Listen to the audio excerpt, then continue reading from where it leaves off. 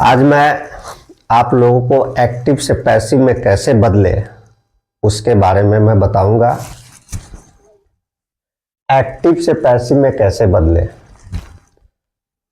सबसे पहले मैं बताता हूं कि कितने ऐसे टेंस है जिसको एक्टिव से पैसिव में बदला जाता है। Present tense,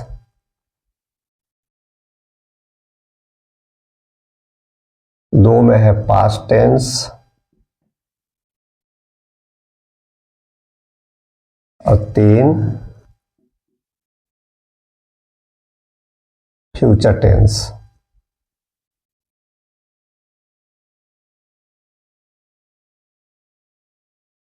SPT simple present tense, PCT present continuous tense, PPT present perfect tense.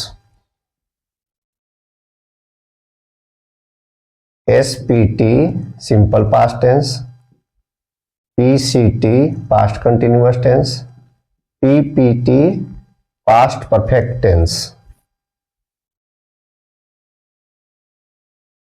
SFT simple future tense.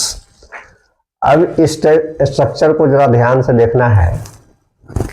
Present tense के तीन काइंड्स, पास्ट टेंस के तीन काइंड्स और फ्यूचर टेंस के एक काइंड्स, यानी 3 3 6 एक साथ, 3 3 6 एक साथ।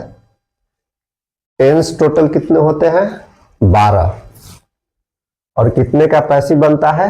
7 का। और बचे 5, उसका भी एक्टिव से पैसिव बनाया जा सकता है, लेकिन उसका मीनिंग एक्टिव से पैसिव में अनचेंज रहेगा। ध्यान देना है। अब इसका फुल फॉर्म समझ में आ गया होगा। Simple present tense, present continuous tense, present perfect tense.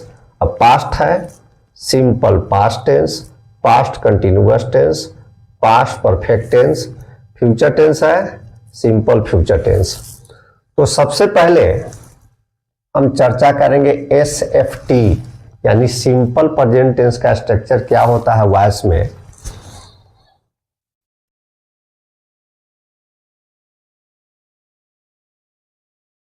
SPT simple present tense, object plus am is are plus V3 plus by plus agent.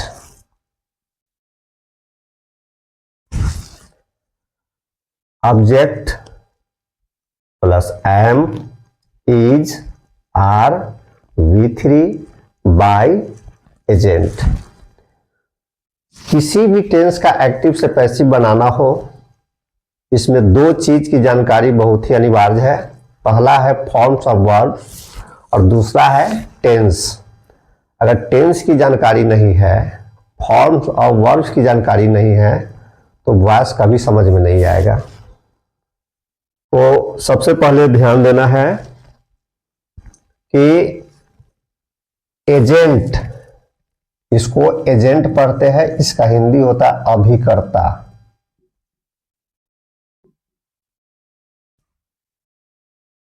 A by preposition है, मतलब होता है द्वारा। V3 क्रिया का तीसरा रूप। Am is are auxiliary verb है, ऑब्जेक्ट यानी कर्म। एक्टिव से पैसिव बनाने के लिए हमको कुछ मूल चीजें हैं जिसको जानना बहुत जरूरी है। सब्जेक्ट, ऑब्जेक्ट,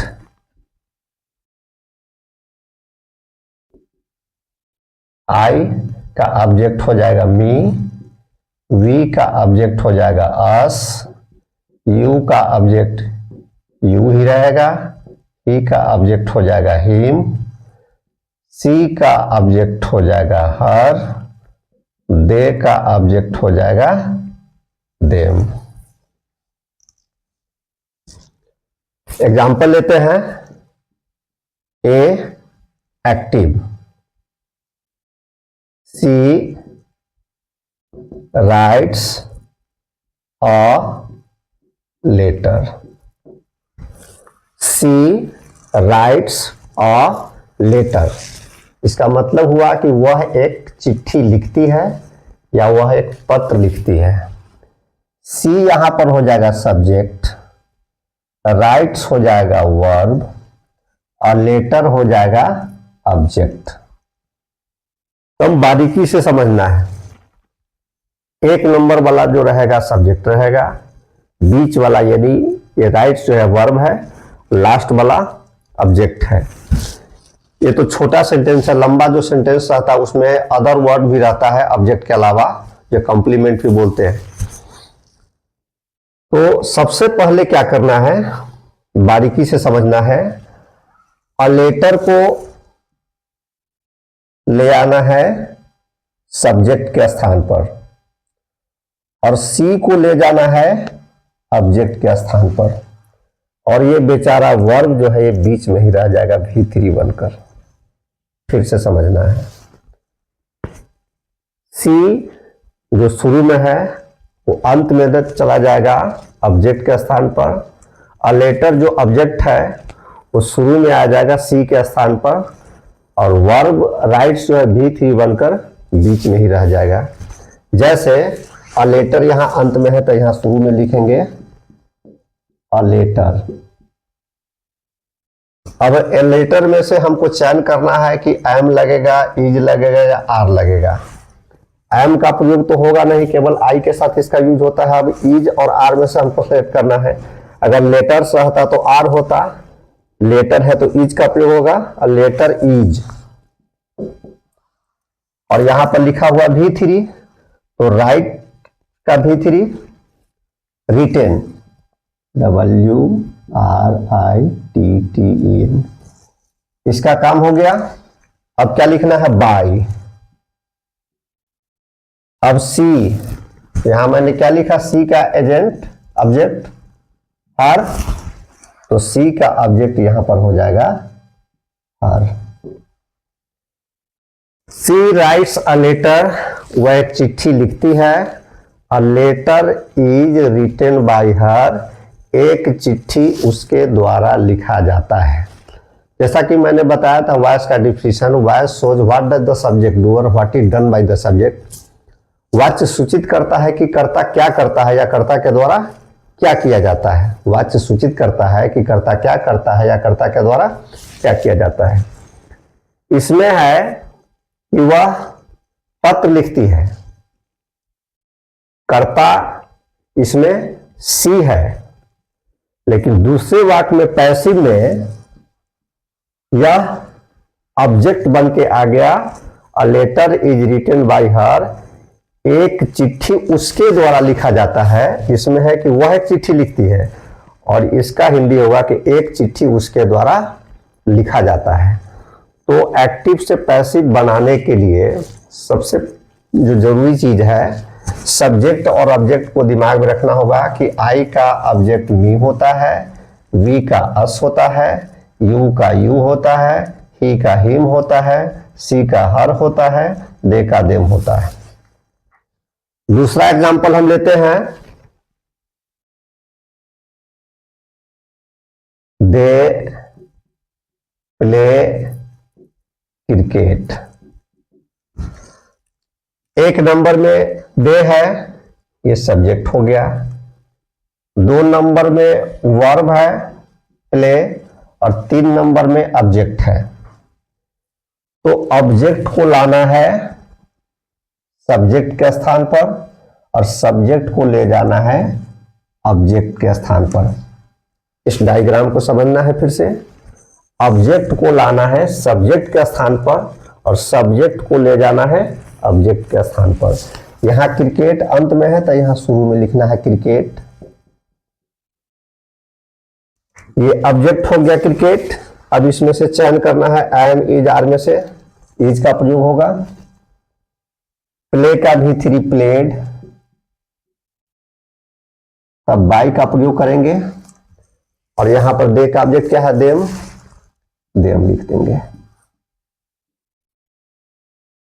हिंदी समझते हैं। वे लोग क्रिकेट खेलते हैं। क्रिकेट उन लोगों के द्वारा खेला जाता है। वे लोग क्रिकेट खेलते हैं। क्रिकेट उन लोगों के द्वारा खेला जाता है। ये एक्टिव हो गया, ये पैसिव हो गया। ओके, एक बार फिर से समझते हैं। प्रेजेंट टेंस में 3 टाइप्स का बनता है, simple present tense, present continuous tense, present perfect tense. उसी तरह से पास्ट में शुरू वाले 3 का बनता है, simple past tense, past continuous tense, past perfect tense. और फ्यूचर टेंस में सिर्फ एक टाइप्स का बनता है, सिंपल फ्यूचर टेंस।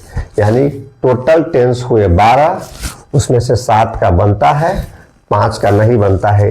इस स्ट्रक्चर को दिमाग में रखना है।